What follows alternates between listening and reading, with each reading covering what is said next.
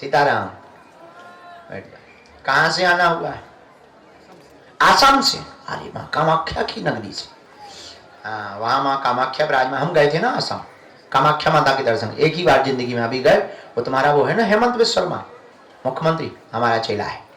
हाँ, तो हमको बुलाया था, कामाख्या माता के दर्शन किए, बहुत अच्छा लगा। बहुत पावरफुल देवी है, बहुत अच्छा स्थान।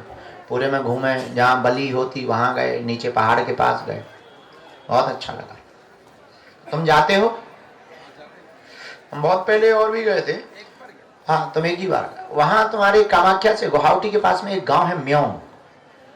म्योंग, म्योंग का काला जादू विश्व प्रसिद्ध था एक टाइम पर।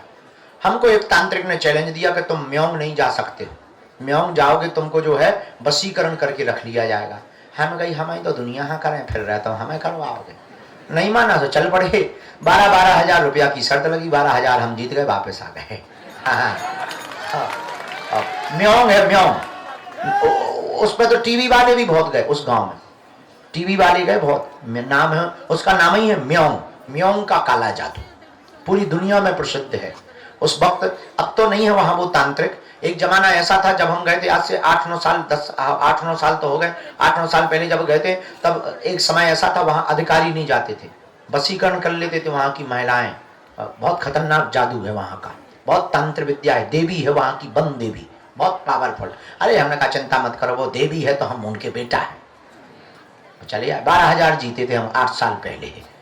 हम पहले ही से उपद्री रहे हैं। पहले से। राम, साधु जी अच्छे से बैठ जाओ, नजदीक आओ। कौन नमाज पढ़ना है तुम्हें? ऐसे बैठे और नजदीक आओ। तुमने किसी को अपना विषय बताया तो नहीं? पहली बार आए? अच्छा अच्छा, पहली बार अर्जी लग रही? अरे राम,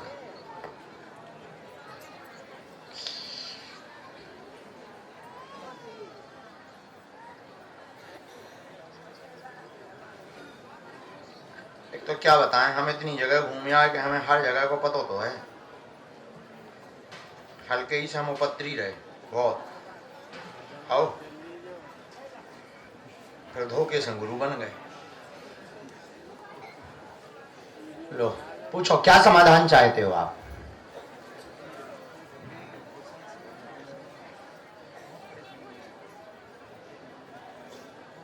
क्या हो जाता है? ठीक है, और कुछ पूछेंगे? नजदीक आओ। काम रुक गए, कर्ज बना बहुत हैरान, दुश्मन पीछे लगे, परिवारजन, उन्होंने तंत्र विद्या करके सब कुछ बंधन कर दिया है। 2013 से लगातार दिक्कत बनी हुई है, 2018 से दिक्कत बढ़ गई है, 2018 के बाद सब कुछ बंद हो गया है, काम कुछ भी चलता नहीं है। इन दिक्कतों से आप अनवरत परेशान हैं, लगातार गंदे विचार आते हैं, भागने मरने की स्थिति बन जाती है, और भागना भी चाहते हैं पर परिस्थिति नहीं बन रही, लोग बेइज्जती कर रहे हैं। वर्तमान इन विषयों को लेकर के आप दरबार में आए हुए हैं। तुम्हारे जो मन में शक है वो संदेह सत्य है। आंटी जी खतरनाक है, उनके द्वारा प्रयोग करवाए जाते हैं, बाकी उपाय हमारा है, तुम्हारे ऊपर अब चलेगा नहीं, जाओ, आशीर्वाद है। 1 मिनट में हम उनके बारे में बताते हैं। अभी सिर्फ ये बात सही, एकदम सही, कोई संदेह? अब आगे बताते हैं।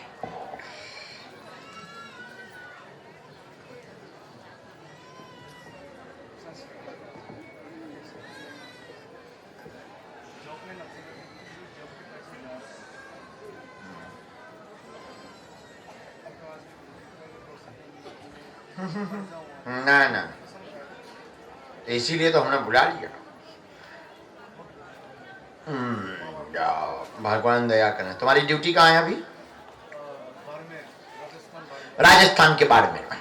ठीक है, ये नील मतलब सरस्वती माता, एक साधना का नाम है नील साधना। आप अगर नील साधना करती हैं, हम उसको लिख देंगे कागज पर, खाली कागज हमको देना, हम लिख देंगे। आप अगर नील साधना करेंगी तो आपका कंठ ठीक होगा, वह गायन विद्या आपको प्राप्त होगी, और निश्चित रूप से आप सिंगर बन पाएंगी, अपनी लोक साहित्य संस्कृति की सिंगर बनेंगी। आशीर्वाद है।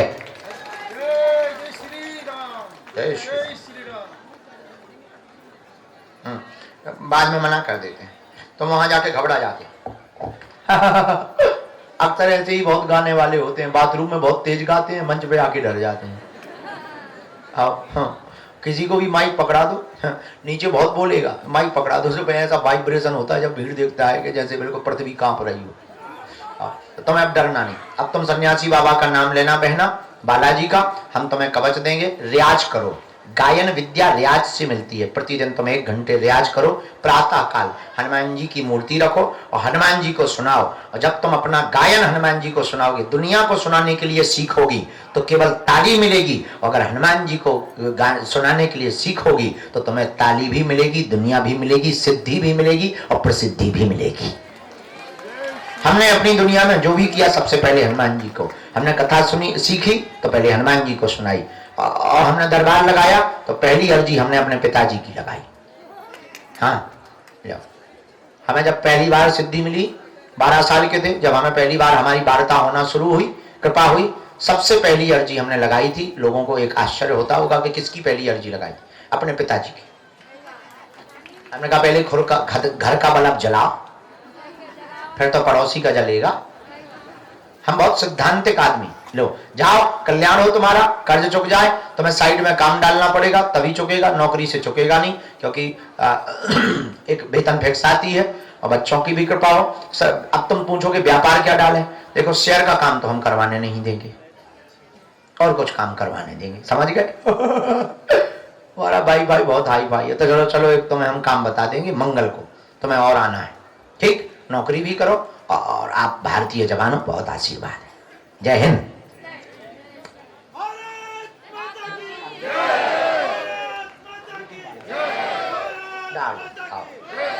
मार्केटिंग भी तुम अच्छा कर लेती हो, शुरू कर दो, जाओ।